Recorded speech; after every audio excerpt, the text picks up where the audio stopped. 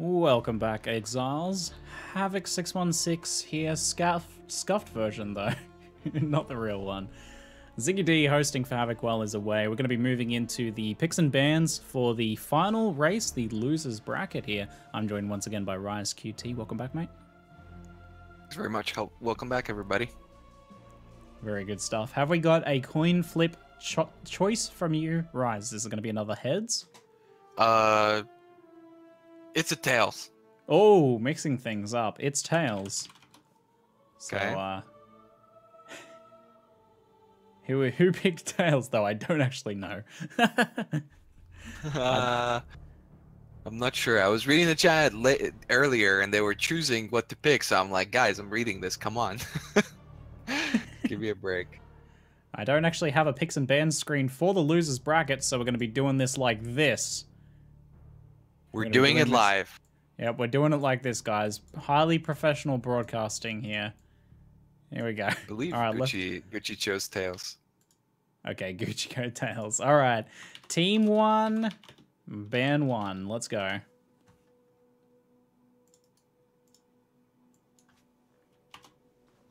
Okay. Be seeing here. What do you think? We're going to see some ruthless battling it out for Leap Slam ban right from the start. So Okay, Gucci banning Leap Slam. Interesting.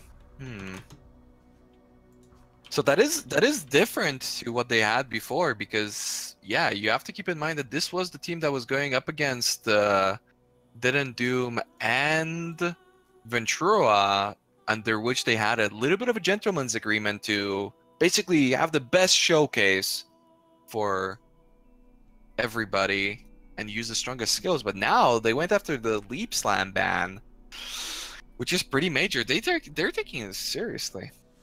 The Team 2 ban is going to be Blade Vortex. So no Blade Vortexing will be happening here.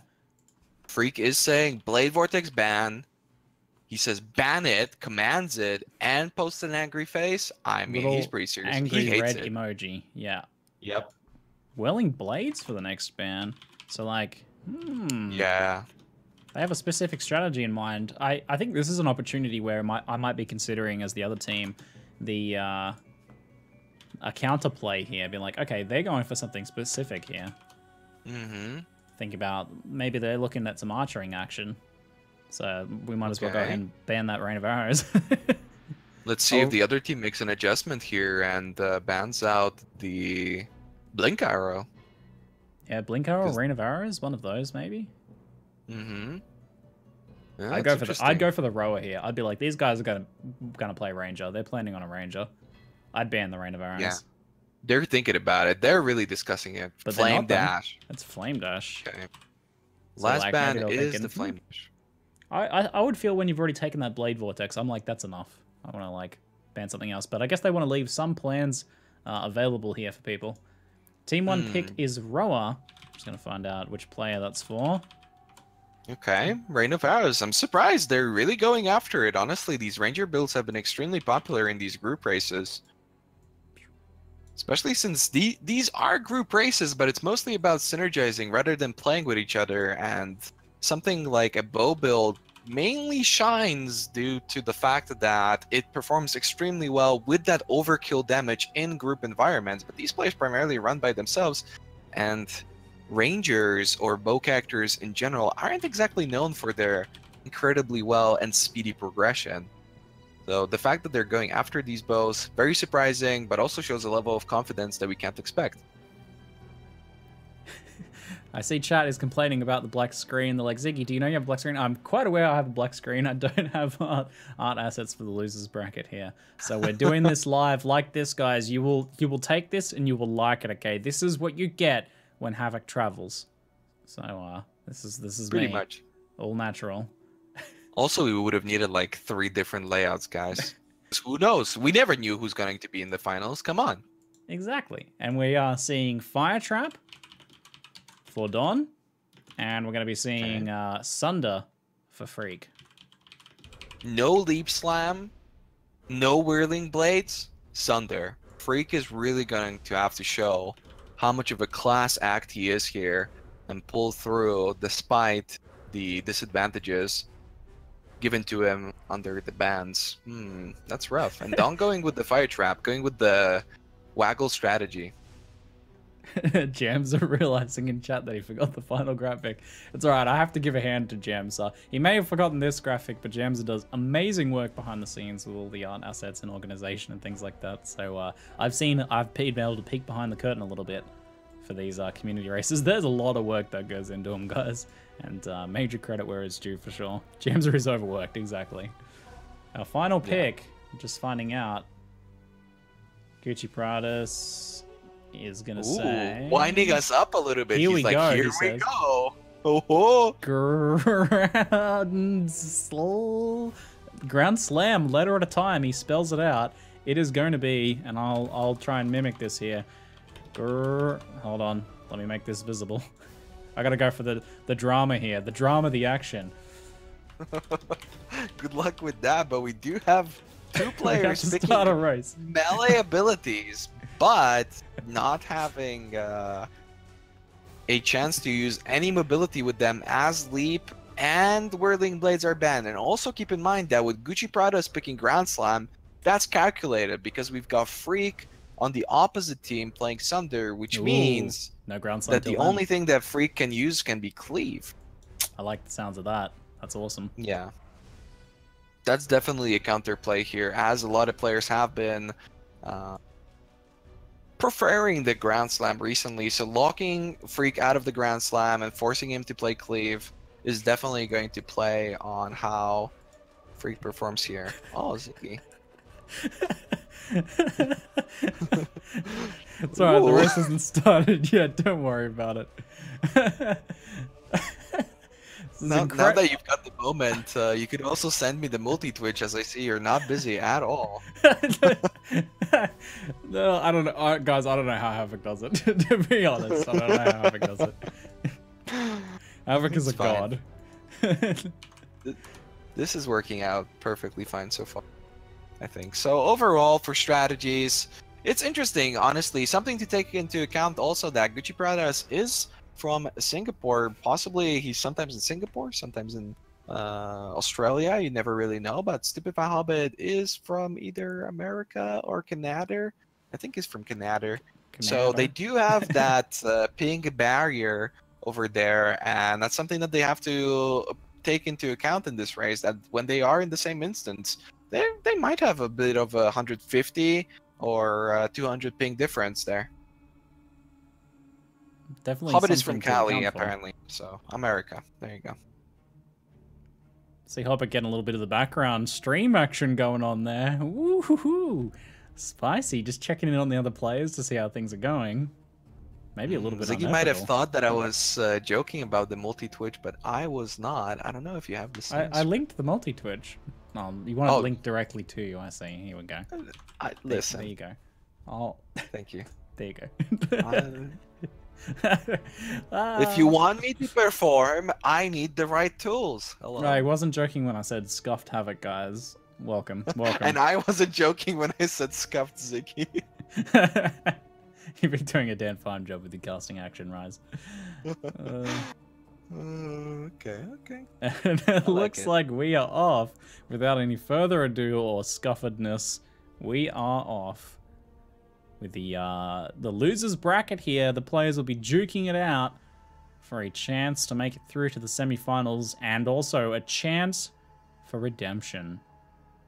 Equally, it's important, if not more so. Oh yeah, absolutely so. Especially for Guccipradas and Hobbit, who had the second best overall time of the entire tournament and still got knocked down to the losers bracket. I think they got a lot to prove here. We'll be seeing a freaking DonTheCrown can deny their revenge, or whether or not we'll be seeing another repeat of the initial race with Gucci and Hobbit making it through to the semis. Well, freaking Don's plays looked good last race. They just had a very unfortunate start, with Don being at least 2 minutes behind at the start, which is definitely not ideal. So this could be a very different race for them here. Yeah, we're always talking about how these players are looking to line up their times appropriately, and how in the practice they're figuring out different scenarios where, You know, they have to utilize their TPs correctly and whatnot. So those 2 minutes off beat might not seem like a major amount of time. Oh, it's just 2 minutes. What's the big deal?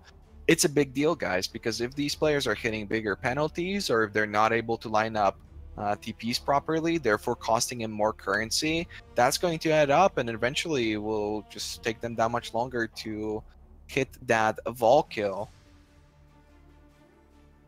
Yeah, a good point to note is that Gucci and Hobbit did have access to movement skills in the last race that they got their excellent time with, but this race, not so much so. All those movement skills have been banned. At least 3 of them have been taken out. I think there's only Blink Arrow, so Hobbit will be able to take advantage of that. No one went for any of the Ranger bans. Yep, like, that is something that Dead and Doom... That is something that Dead and Doom and Vitra highlighted in their interview, that they had a little bit of a gentleman's agreement to basically put on the best show they possibly can with the best abilities that they want to play with, which Guccipradas and Hobbit no longer are able to do now. So no gentleman's that was the case agreement for yeah, that was the case for Freeq and Dawn previously. So their time suffered from it, while now they're basically on even pace. Ooh, Gucci dropping low. The famed Hellrake kill, the killer of Gucci's. Oh, he takes it. No problem. Gucci finds a rare short bow that if he times this right, he could pass to Hobbit, maybe with a guild stash trade. I'd be throwing it in there potentially. And he does. He throws it in that guild stash. They're definitely going to be lining up that Quicksilver eventually, maybe with the ledge entrance like we talked about before. They might be focusing on one player just progressing that much faster than the other, with Hobbit taking quite a bit longer with the with his Hellrake kill, honestly. Ooh, I'm dropping really low. Ooh. Can't get much lower than that. You don't want to test. Yikes. Yep. A little bit of a yikes. Well, missing the chance orb and does get the armor scrap at least, but missing a chance orb though. Some unfortunate miscommunication, I think, between Freeq and DonTheCrown, as Freeq did, I believe, hit his Hellrake and put up a TP, because I saw a TP there, but Don didn't quite make it for the kill. Therefore, yeah, they didn't quite line it up perfectly, and they did waste the portal screw. That's pretty major. Yeah, I was wondering if we'd see that, anyone like getting a boss low and trying to wait for the other player, but accidentally killing them before they make it in, because that's a pretty big upset. Hellrake's not the worst one, whoa, but Don! If he dies, it would be.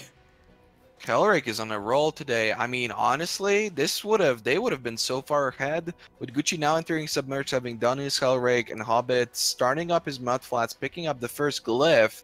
If these players would have done this correctly, Don would have had his Submerged, Freeq would have had his Quicksilver, everybody would have had everything done, and they would have been really far ahead. But unfortunately, due to the miscommunication, they're going to have to make this time in another way. Yeah, I would have liked to have seen that strategy well executed, because yeah, I want to see kind of how that pans out in terms of times compared to players just going for their own individual Hellrakes. But unfortunately, in this race, we don't get a chance to see that, because it did not work out. We did see it with Ziz and Havoc. They really displayed it correctly. Yeah, Havoc had to wait a little bit, but I mean, that's only natural, and at the end, it saves him time anyway. I think we may have seen some move speed boots for DonTheCrown there, picking up a pair of move speed boots and throwing those, slapping those on his feet. Wow, okay, yeah, that's definitely going to be helping out quite a bit, especially on the shadow play. That's a big deal. On a Vaal kill, movement speed boots from such an early level can even save you over a minute of time if utilized correctly and played around well. Very nice. Yep. We'll see if Don made the correct choice by heading so far to the right here. He is getting quite a bit lost, but he might have even missed out on the upper layout. We'll be seeing if he's going to be hitting the ramp in just a second. There you go. Okay, ends up working out. He took a little bit of a risky route because that passage to the ledge could have still been up, but ended up getting lucky, and he's progressing through. If you have a few extra portal scrolls and someone gets a bad layout like that, do you just start farming and ask the other player to portal you to the ledge? Honestly, you can never have too many portal scrolls, so personally, I would prefer to save them up, especially if one player is going to be focusing on the progression, which typically, again, should be the Shadow. But as they are not sharing their Quicksilvers or anything like that, it does not seem like they're looking to funnel their currency into one player so that he can progress faster. And instead, they're trying to progress individually with just trying to make it through as fast as possible. So in this case, I don't think so, but maybe to be taken into account in future events. We'll see. Yeah, Definitely a little bit, a strategy that somebody can utilize. Yeah, in Act 1, it seems like players can only help each other so much as well. So just trying to figure out if there's any little advantages that can be eked out with a bit of teamwork. Mostly it comes down to the team players in Act 2 from the looks of things. Absolutely. So in Act 1, it's basically a matter of primarily mitigating RNG or possibly just betting on one player doing better than the other based off of their class and playstyle. I mean, some players are just stronger in Act 1, some players are stronger in Act 2. That's definitely something that Dead and Doom displays quite frequently, where his Act 1, you know, it's comparable with other people. If you were to see other races, he generally does comparably as well as others. However, his Act 2 is typically where he makes up the majority of time. Not even mention the longer races like Act 3 or Act 4, where, from my experience so far, he's been quite unchallenged. Yeah, that's exactly right. Every player has their kind of different strengths and weaknesses, and I'm wondering if any of the picks and bans we've seen, or maybe we might see in the future, might be based on that, where someone knows, yeah, this player's really good on this setup, but yeah, not so good on other setups. I want to see some nice, deep, aggressive strategies on those picks and bans. Yeah, that's one of the best and the worst things about these races. In the past, whenever we've seen picks and bans for these group races, it was mostly targeted towards specific players. Essentially, the other team would assume who is the better player of the team, and their bans would target him specifically, and he would have to adjust his playstyle. But now, with the recent events, all these players are so incredibly versatile, it's very difficult to simply say, this guy's only good with cleave, let's get rid of it so he can't do anything. Because all of these players have been practicing their shadows and their cleave and their ground slam. It's very difficult to really ban out favorable picks at this point. Yeah, this season's been pretty good for that, with a bit more diversity than we've had in the past in racing, which is exciting to see. Actually, shadows seeming quite competitive. The additions of explosive trap and some skill reworks, very nice. Very much so. Oh, you could see that there was a strategy there. DonTheCrown was waiting in front of the prison layout with Freeq catching back up. So there was a little bit of communication there. And Don going back. Okay, they're discussing something. I believe they're trying to share gear. Having a little bit of miscommunication here. Somebody's looking to drop the Quicksilver. If you're going to have your runner run, then the player supporting needs to adjust to the runner, which wasn't the case. It did seem like DonTheCrown was the player waiting, where at the end of the day, they kind of end up in the same town instance. So yeah, the idea behind kind of supporting each other is to have a net positive gain in your performance, but if you're having to wait around like that, then it's not going to end up that way. You'd be like, oh yeah, absolutely. Keep going. Overall, they have the better strategy, and this will absolutely save them time. But the way they execute it, just because you know that you need to play Sunder and Leap Slam, doesn't mean that you're going to play that correctly. And this was exactly the display here, where they know what they need to do, but they don't execute it properly, and it ends up costing them more time than it should have. Gucci and Hobbit progressing through, with Hobbit being the slower player, like we mentioned before, playing those bows, focusing on damage and gaining levels, while relying on Gucci's strength, which is layout reads. Gucci, over the years, have frequently been the #1 holder of the Brutus Kill world record multiple times. With anytime any player overtook him, he would regain it right back up. So he's really got that Act 1 power, and he typically performs incredibly well when it comes to early game Brutus Kills. That's definitely something that they're banking on here. Barring the, well, except the change to movement skills, is this the same strategy they ran in the last race? The Duelist with Ground Slam and the Ranger? I believe so. They're basically having the same comfort pick as they did before. I'm not sure if Gucci ended up with something other than Ground Slam. Maybe, I believe he was the player with the Princess, right? So I think he ended up playing Sunder. You probably can't hope to get another princess here once again. You We've had never two today know. already. Surely not, but we'll see, because Brutus was the one that gave the last one out. Let's have a look. Any uniques? No uniques, just a large life flask and a little bit of other gear. Couple rares. Yeah, but that's interesting. They get their Brutus kill, but look who's right behind. DonTheCrown really Ooh. bursting through with a Very double close. Quicksilver shared flask, and this really displays the power of funneling into a single player, because despite the fact that Hobbit and Gucci did pick Gucci to be the one progressing, they did not share the Quicksilver, which the opposite team did, and it really shows. Look how much they've caught up. They're already on Brutus.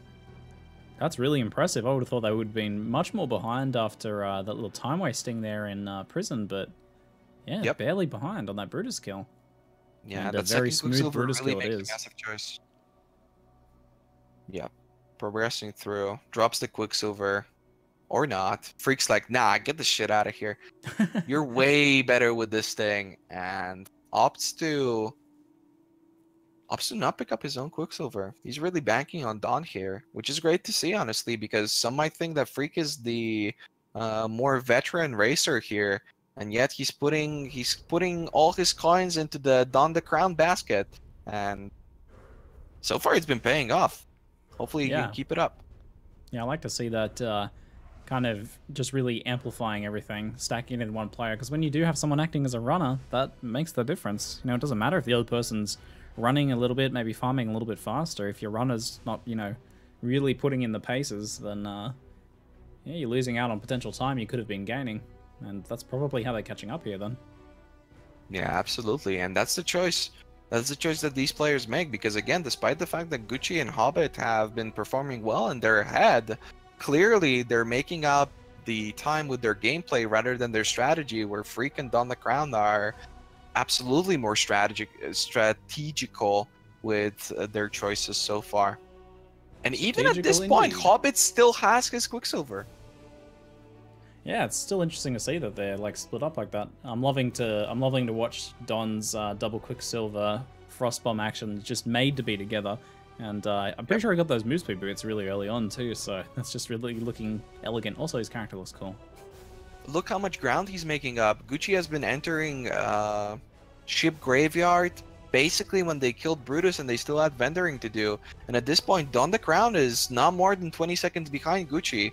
He's absolutely going to be making up this time as long as he keeps up to this level. Especially if you take into account that Gucci cannot use Leap Slam, which is really the strength of the duelist that he's playing.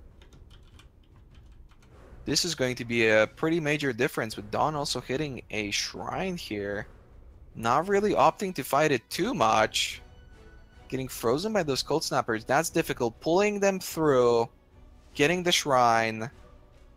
I'm surprised he doesn't choose to kill those packs, but maybe he's just trying to make up as much time as possible. Wow, there were so many mobs. He could have made half a level even with this, but opted not to. Instead, he's chasing Gucci and betting that hopefully Freeq's going to be getting enough levels so that he can do the difficult part of the Act 2 progression, where you do need to pick up a little bit more XP. Yeah, I guess the idea here is just to really get to Vaal as quickly as possible, and then spend a little bit more time XPing in Act 2. So we'll see how that plays out for them. Though, if you don't tread that line right, then you end up underleveled and things get a little bit brutal. Oh yeah, absolutely so.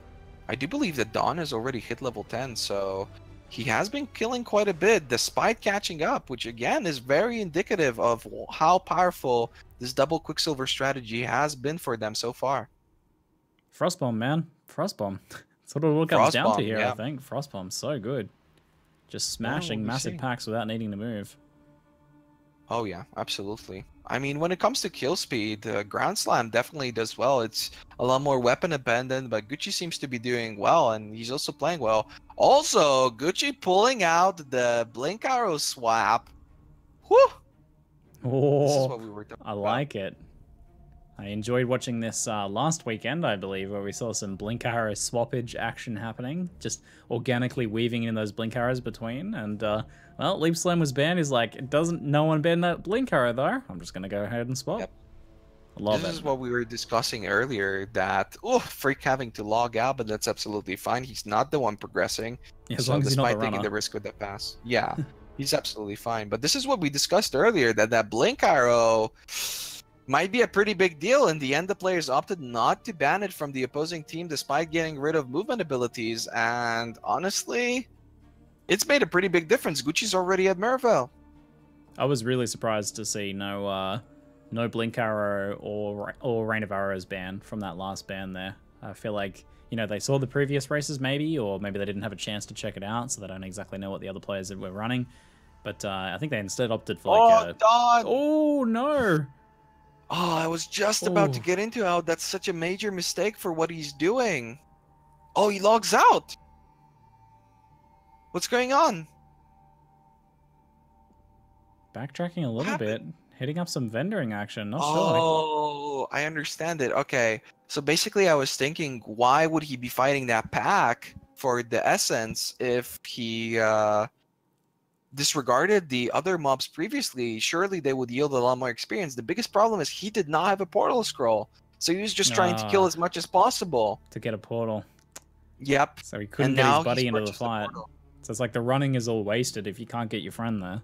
Like, you need to Yep. progress together. Yeah, I see. Ooh, that was particularly brutal. And this That's is the thing that we were talking about, this preparation and communicating with the other player, possibly entering your zone and giving you a portal or giving you wisdom scrolls or transmit to vendor in town, whatever, is a pretty major factor. Having forgotten something like that, this will cost him a lot of time. And he was right there. He was just about to hit Mervo, which the other team absolutely capitalizes on, and SFHobbit progresses to Southern Forest while dropping a composite bow, which hopefully will help him out. Composite bow is 14, I think? Level 14? Can't recall exactly, but skipping the longbow at least, which is pretty reasonable, typically as a ranger. But yeah, that's a big setback for Don and Freeq there, having to do so much backtracking. And yeah, it's difficult to manage those resources, but you have to have that forward planning there. And it's probably particularly painful if Freeq has a couple scrolls. You can see the tilt on Don. Yeah, it seems shake his head there. Yeah. Wow, reads that layout actually incredibly well. That was an incredibly good read from Don. So makes up a lot of time with that, shortening his Caverns of Anger very well, honestly. That was impressive. Nice. He gets the tag, and Freeq is entering to go help him out. Having a hard time getting to Mavail. Mavail's zoning very well with their Icicle Storms there. Yeah, that being said, Gucci did get a acceleration shrine in his fields zone, so that's helped him out a little bit. The leading players maintaining their lead a little bit. A bit of virus and threat protection for Guccipradas, though, is not going to help. Don dropping the Quicksilver, he's like, no, I don't want this anymore. This is your fault. The Quicksilver brought in the bad karma. Get this thing away from me. Freeq's like, no, I'm not using that. Doesn't choose to pick it up. We'll see if he opts for it in the end. I do seem to be discussing something. Who's gonna get the Quicksilver? All right, Freeq chooses to be the bigger man, picks up the Quicksilver. You hang up. No, you hang up. Yeah. Basically, bit of a standoff there. I think the idea there to split up the Quicksilvers once again, now that the Act 1 running has been done, is that they both have a bit of running to do now. So both of them having access to that Quicksilver, I guess, is going to be a little helpful. So that's probably what we're going to be seeing, since we don't have any leap slamming for Freeq to take advantage of. He does actually need that move speed. Yeah, and that was a 19-minute 40-second Mervo. That's big. That's a long Mervo, guys. So they're gonna have to make up a lot of time here. They're coming in with the proper strategies, but can they make up all this time lost from rerunning 2 of the bigger zones, especially without a mobility skill, which is Caverns of Anger and Cavern of Wrath? Yeah, they're going to be looking for a nicely synced up Act 2. Real clean, no mistakes, and then maybe even still on top of that, hoping for a death or something from Gucci and Hobbit. Yeah, that being said, though, Hobbit and Gucci are syncing up really freaking well here. Gucci should be just about taking down Fidelitas as Hobbit is reaching Weaver. This is pretty much perfectly played, I think. Just enough time probably for Gucci to do some vendoring, though. Hobbit getting stuck on a box. Hobbit hitting that box, chooses not to open it, gets Stubs the his blue toe. pack, progresses on. Ouch. Oh, okay, okay. Gucci is doing that running like we were talking about before. He's like, okay, I'll use this extra. We have enough time here to communicating over VoIP and being like, I have enough time to go get this waypoint. So he's opting for the broken bridge waypoint even. Yep. Hobbit, interesting. He did make the appropriate choice eventually to go for the Weaver and head into the upper layout. I wonder how he made that adjustment, whether or not he was just getting tilted and realized eventually, hey, wait a minute, I'm going the wrong way, or if he actually read something in that instance. Ooh, But Gucci timing makes it spot over on to for the waypoint. Gucci. Yeah. Yeah. That's really impressive. That's an incredibly well-adjusted time. Dropping the transmute. Interesting what the other player is going to be doing with this. Possibly selling it for some Boarding portal axe? scrolls. Craft on that boarding axe. Didn't look like he got anything too good on there. Didn't quite see the roll. Oh yeah, possibly so. They do have the pretty quick Weaver kill while the other players are making it over to Western Forest and Chamber of Sins, respectively. So about a full zone and maybe a little bit behind for Freeq and DonTheCrown here. So they're going to be looking to push pretty fast now at this point. Let's see if they're also going to have this nice sync. I believe Don is going a little bit slow. Maybe he's still tilted from the portal action. He does not seem to have a +1, so he's not quite dealing enough damage. I do believe that he has been speccing into maybe even those physical nodes, because he's not quite the... Gucci taking a moment to BM his teammate in chat there a little bit, saying, Hobbit so slow, resident sleeper. Waiting for a few seconds for his ally to get to their bandit. Like those precious few seconds, he was like falling asleep during that time. Well, Hobbit did read the Western Forest appropriately now, so he did get to Alira quite fast while Gucci's sitting over. I don't believe... Oh, Gucci typing the resident sleepers, but he doesn't tag Crated. And now, unfortunately, Hobbit has to be the one to go in and tag it, so I don't know. Hobbit might be slow, but at least he tags his bosses. Yep. Too busy having a goof and letting the team down there. Justice is served. Yeah, I don't know about that. That was very naughty behavior from Gucci here. Very naughty. Well, the Freeq and Dawn are a lot better synced up now. Freeq is just about to hit Weaver while Dawn's making the long run over to the Baleful Gem and Fidelitas himself. Wow, the Fire Trap actually doing a lot of work here. For Dawn, the degen is a big deal. The old Fire Trap Frostbomb combo looking alright for killing those packs while moving onwards. Well, this is interesting because Dawn might be breaking the rules here a little bit. Because he has chosen Fire Trap, right? And he's still using Explosive Trap, I believe. Oh, yeah, no. I wasn't quite clear on the ruling for that. How that works exactly. No, he's still using Fire Trap. No? Yeah, he just has it on his bar. Okay. Yeah. He just has it on his bar on his major click button, so that's a little bit weird. But I mean, if it works for him, then it works for us too, I guess. Like maybe he's not really a natural right clicker, more of a keyboard user. Possibly. He's one of those Diablo 3 players with those classic key bindings. No mouse click move only. I'm not exactly sure. You're gonna bind that space bar to move only. Yeah. That's the strategy. Nothing like moving with space bar in video games. Classic. Ooh, Gucci dropping a Vaal Orb. Will he be slamming his ground slam? I'm personally hoping for a +1 and unusable gem. Please, Gucci, show us the way. I would love to see that. I'm pretty sure we saw some last minute crafting really screw someone in a previous race, maybe a week or two ago. That would be just beautiful. Yeah, but, I think somebody... if he landed the Vaal ground slam though, ooh, spicy. Yeah, that would help out. I believe somebody crafted his weapon and ended up unable to use his main ability because the gem the item level went too high up. Yep, increased the item level, the required level. It was beautiful. Yeah, well, be seeing what turns out over here as Freeq and Dawn are making it over to their respectable bandits. But again, miscommunication. Dawn has to log despite running, and now Freeq has to wait. Oof, you can see the lack of practice here, I think. Both very good players, but unfortunately, these mistakes are starting to rack up, and they're really hurting their clear. Yeah, they got the right strats and even some of the kind of advanced party play strats, but yeah, suffering in the execution, like you've said. Ooh, eating some big detonate deads there. Ouch.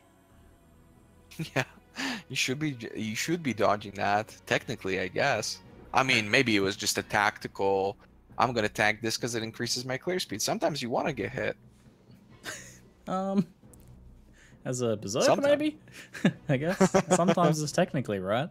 Oh, Gucci did follow up the ground slam. Oh, he did type 4 rise, but I don't think for rise. There you go. Gucci's listening to the commentators. Could somebody check his noise cancellation headphones? I believe there might be a penalty in line here.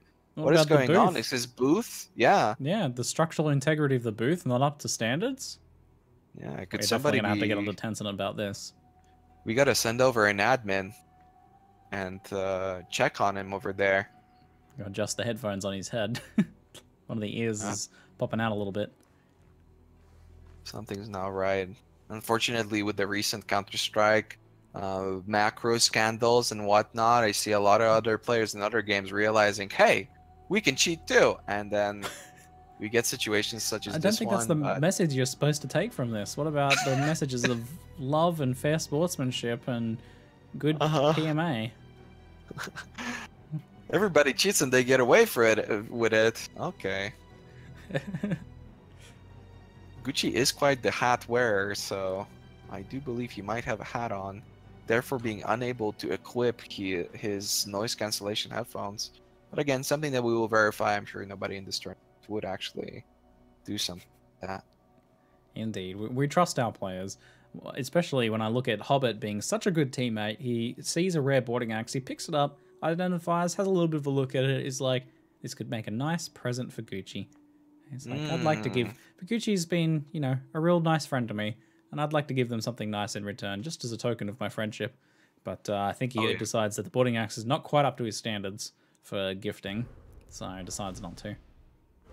Yeah, that's one of the major aspects that we, unfortunately, due to RNG, haven't seen too much in this race. But obviously, if you're playing two classes that are different, use different abilities, one's using a bow, the other one's using some sort of melee ability, you can always be sharing gear that the other person drops, and that's something that can benefit you greatly, essentially mitigating that bad RNG, which is also something that was a problem with the previous team that both chose to go for Frostblades, and neither one of them getting proper RNG. Oh yeah. So you're not really playing the odds in that case. Yeah, splitting up and doing something a little bit different is definitely the way to go. So we see Hobbit farming away now, just grabbing as much XP, trying to grab an extra level before a Vaal. Looks like they're going to do their Vaal ruins here together, like we were talking about before, possibly. I did see Hobbit portal out right at the same time, and I think Gucci might have dropped a portal. Yep, I do believe so. He dropped a portal over at the Ancient Pyramid. Yeah, they're going to see who gets a better run here, though. Gucci has a bit of a lead time on him, so yeah, Hobbit's more of just a fallback here, I think. Yeah, Gucci did have a very impressive cavern, so... But I mean, he seems to be getting the third way entrance. Yep, third way, while Hobbit gets the first way. Hobbit gets it first, wow. The portal pays off. Strategy pays off, so Gucci's probably going to... he's not too far behind, though. Looking at his map for a second there. It's like, what? If Hobbit utilizes his Blinkar a little bit more and stops killing as much stuff, he should be ahead, but I don't think he knows that. This pyramid is actually a pyramid because he's not heading in the correct way, giving Gucci the advantage. I like how this turned from a 2v2 race into a 1v1 between Gucci and Hobbit. Maybe they're having their own in-party race now. It's like, let's find out who's better. And Gucci does make it to Vaal first. So Gucci winning the inter-team race there. Hobbit shooting 5 times into a wall. I don't know. That's not really gonna get you ahead. The line of sight blocked, not quite working there. Maybe using that new force stand still button, but realizing, huh, my character's not going to move around to the doorway. Still a very good time. Yeah, honestly, good. also from Freeq and DonTheCrown too. They're neck and neck in their progression, which is a very good thing or a very bad thing. I'm not exactly sure, but the time's looking pretty great. So this is consistent. Like their time here is pretty close to their time that they had with movement skills, which is actually pretty impressive. Oh wow, yeah, that's absolutely true. It's a little bit behind, but that's to be expected. Utilizing the blink arrow properly, you can really see that there's potential. Maybe the person who initially used that strategy knew something that others didn't. I don't know. Vaal's locking himself into some ice spam, and looks like he'll be going down before he has a chance to duck away, and they secure the kill at 31-36. Guccipradas and SFHobbit will be moving on to the semifinals, having redeemed themselves after their earlier loss. Now, when I say redeemed themselves, they displayed consistently good races here. They just got beaten out by a faster team in that first race. I do believe that this is still the third fastest time overall, with the second one also being their time, and with the first time being the only team that has beaten them out initially, which was Ventura and Dead and Doom. So very impressive performance here. Yeah, that's a strong team to go up against for sure. So holding their own against that is definitely very impressive. But we're going to be now cheering for Freeq and DonTheCrown, who have put in a very solid effort today. They had a bit of an upset in the first race, and they've been displaying, I think, some good planning and prowess in their strategies, but just having some bit of a tough time with some of the executions. Yeah, that's the thing about these races. Individually, Freeq and Don are both incredibly strong players, but unfortunately, despite having the right strategies, without enough practice and experience, it might just not be enough to beat a team such as Gucci and SFHobbit. Gucci being one of the players, honestly, way back who would really innovate group strategies. And he was one of the players that eventually started to beat out the best people simply by executing original strategies better over the players who played better individually, but didn't sync up quite as well in a team environment. So this has been really displayed here in this race in particular too. Yeah, I hope we see some more team races in the. This has been pretty interesting to see. Hope we see some more team races in future races, because I think with a bit more practice and polish, we'll see some very interesting strategies play out. Because I think we saw like some of the beginnings of these strategies, but they need some more refinement and practice. So I look forward to seeing some of that. And tomorrow should be like a step up for each of our players as well.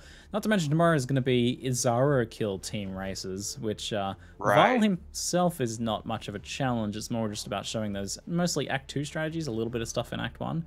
But Act 3 brings some interesting challenges. Also, there is the trials that players will be able to split up and work together to bring each other to, which is an extra layer of communication and management and coordination, which is going to prove to be pretty challenging, I'm sure. And then the actual Izaro kill themselves, like, you can't portal each other into Izaro, so both players do need to run probably together if they want to fight Izaro together, maybe separately, probably together, I'd imagine. Help each other out a little bit with that fight.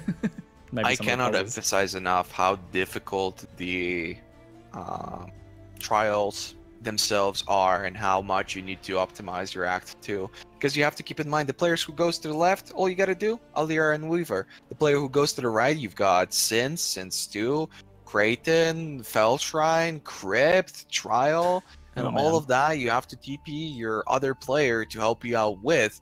Otherwise, you won't be doing that great. All of which they have to make on their making adjustments to their initial skill picks, because their other team might just ban their favorite ability. This is very difficult. It's going to be an impressive performance, I think. That's going to be brutal, trying to manage all of that and then potentially having the build or strategy or plan that you come up with crushed in the picks and bans. So it's going to be an interesting set of races tomorrow for the semifinals and finals, both being Izaro kills. So what I like about that... Go ahead. Especially when you have to make adjustments for the Izaro kill itself. I mean, while Vaal might be a little bit challenging to some players initially, it's not that big of a deal. But doing an under-leveled Zaro kill can be very difficult, or is very difficult in general. But we'll also having to make adjustments for their teammate, and possibly players targeting those stronger single target abilities to make the opposing team's Zaro kill even that much harder. Yeah, that's gonna be big. What I'm interested to see is, like, we'll have the semifinals, and then players from the semifinals will be able to look back and see what the other players did, and then when they make it through the finals, it maybe do some aggressive picks and bans to try and counteract some of the players.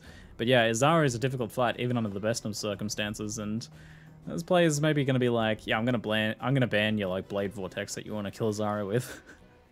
Savage. Yeah, I think so. If you're a fan of, let's just say that if you're a fan of Blade Vortex, you know, you probably won't be seeing it tomorrow. There's gonna be some pretty big Blade Vortex bans. Yeah, I think so. Probably 3 for 3 on that one. Yeah. Vaal is going down for Freeq and DonTheCrown with a solid effort. They get their Vaal kill as well, securing it at 36-56. If you'd like an instant replay, the bottom left, Hobbit's running a instant replay. You guys can watch it again. And then if you look down further down at the bottom left, you can watch it again. And then if you zoom in a lot, you can watch it again in the recurring stream down in the bottom left. So nice. This is the level of production quality Scuffed Havoc brings to the hosting of the stream here. A pretty damn entertaining set of races. I really enjoyed seeing some team strategy, and I also really enjoyed your commentary, Rias. Fantastic Scuffed Ziggy D work today, mate. Thank you very much. Yeah, this has been a lot of fun. Absolutely, seeing the players make adjustments and work out their strategies, and sometimes display a little bit of frustration possibly with their teammate, but still keeping it a class act and gentleman-like behavior. Very, very cool. Other than Guccipradas, who straight up BM'd his teammate while also making major mistakes. I don't know. Yeah. I was hoping that one of them would die, like, right as they were doing it. Yeah, what happens. absolutely. That's why you got to keep that positive mental attitude. We have the updated brackets for everyone. For the semifinals tomorrow, we're going to see Garatha and Waggle facing off against Havoc and Zizaran. And then we're going to be seeing Ventura and Dead and Doom facing off against Guccipradas and Stupid Fan Hobbit, who proved themselves today. Another chance to get through into the semifinals from the loser bracket there. So good job to them for that.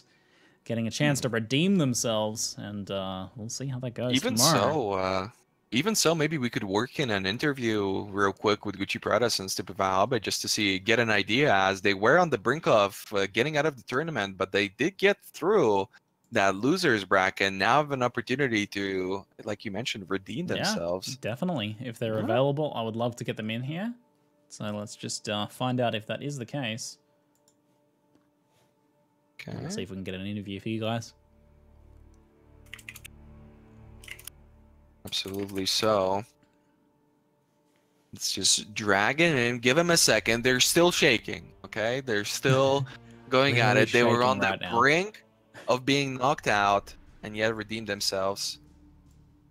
And here we go. Gucci and Hobbit. How are you guys feeling? Congratulations on your win.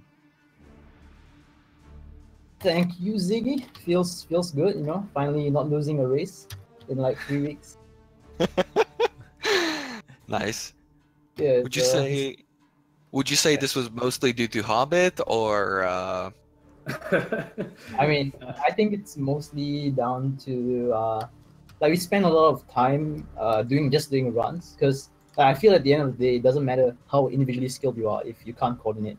Like we got it down to the point where, like, when we do the Weaver and Fidelitas split, like every scenario that could happen, we knew exactly what to do. If I kill Fidelitas too fast, I run to Broken Bridge. If I'm halfway through, Hobbit TP's up. Like, we've got like every scenario covered. So like our planning just paid off. And like Act 1 was just, you know, Act 1 is not much, just Act 2. I think like we waste a lot of time in Act 2.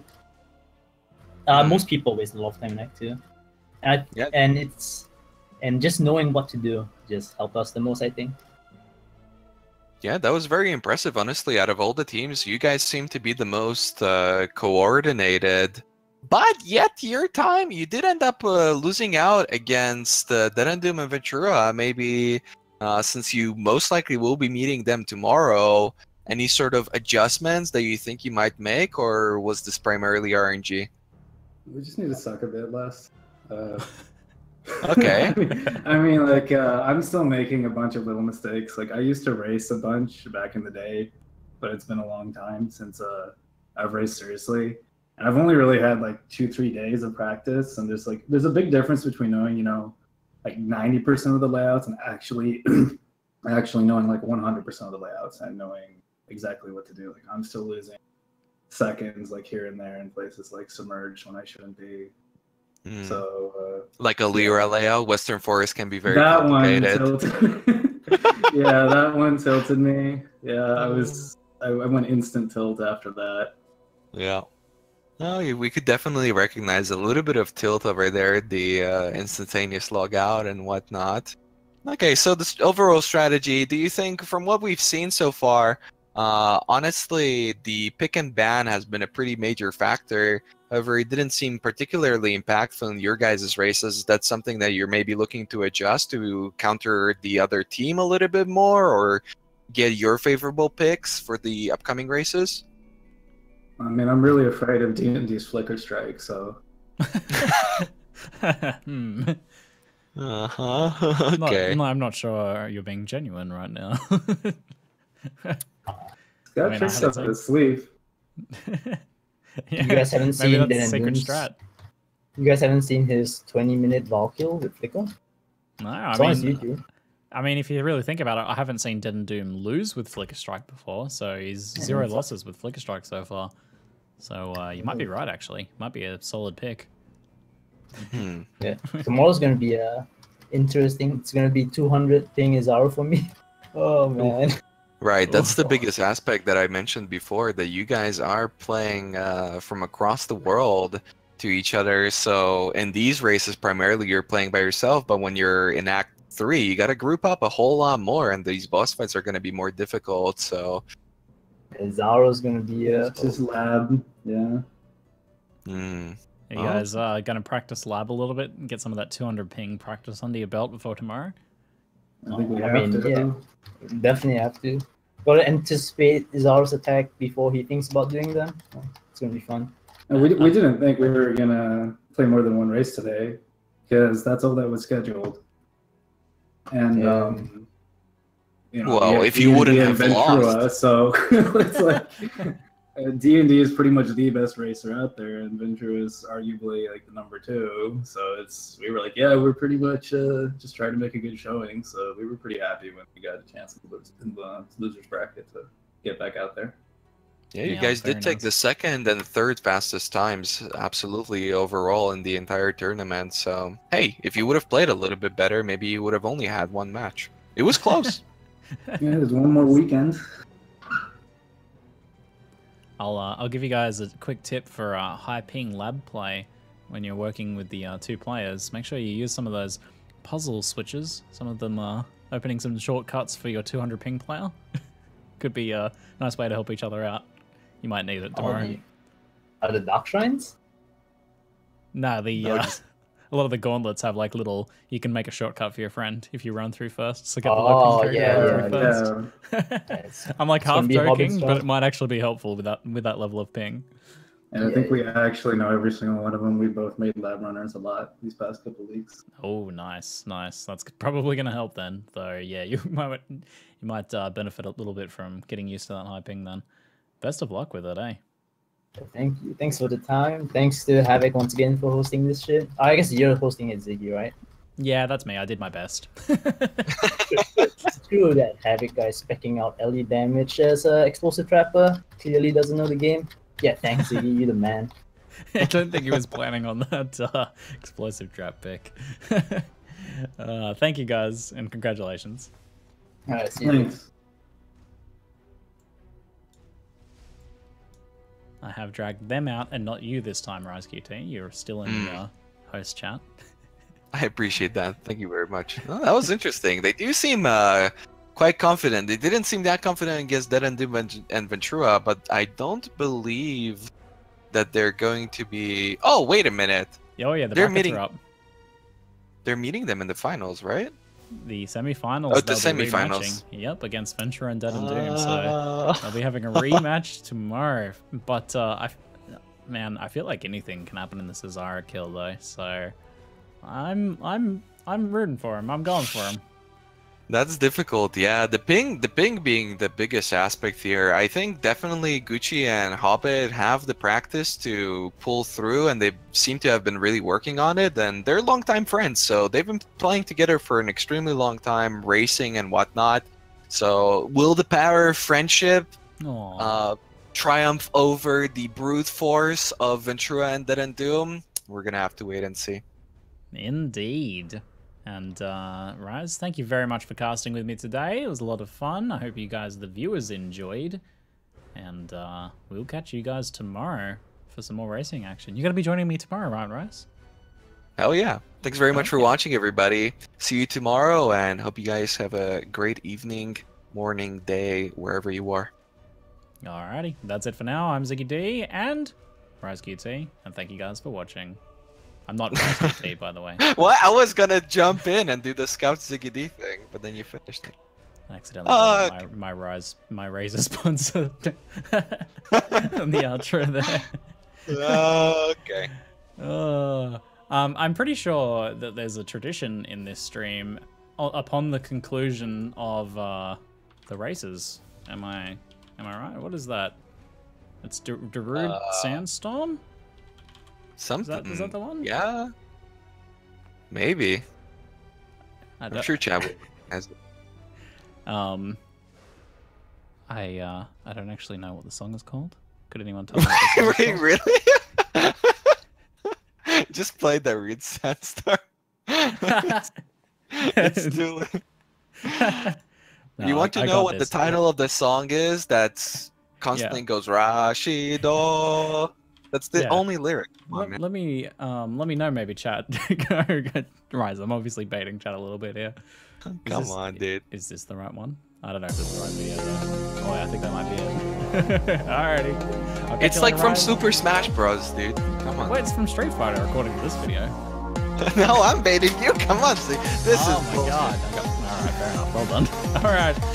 Goodbye, Rise, and goodbye, everybody. Enjoy the song.